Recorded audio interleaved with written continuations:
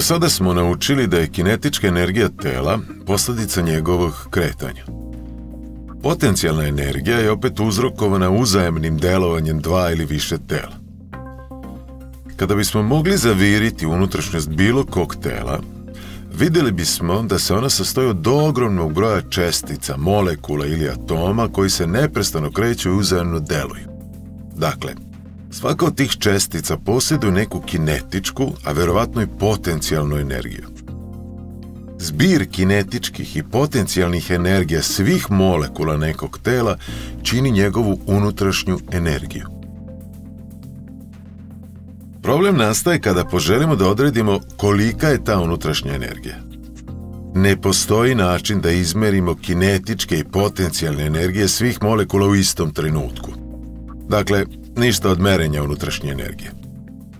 Ono što možemo da uradimo jeste da pratimo kako se ta unutrašnja energija menja.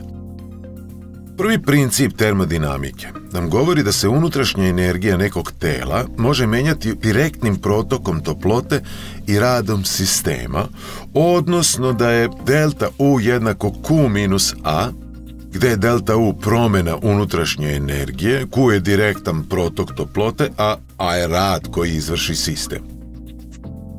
Prvo par reči o radu.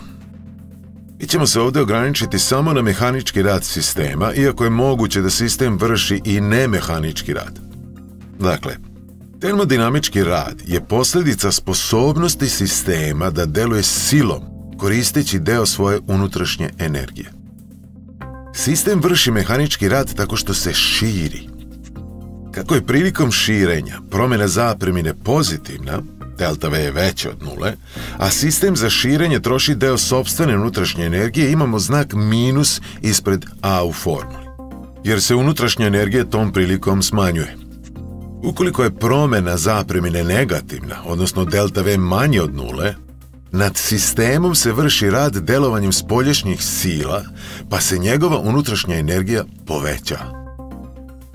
Ovaj rad je najlakše objasniti na primjeru gasova. Kompletna lekcija, zajedno sa ostalim lekcijama iz ove oblasti, je dostupna na sajtu fizičar.com u vidu online kursa.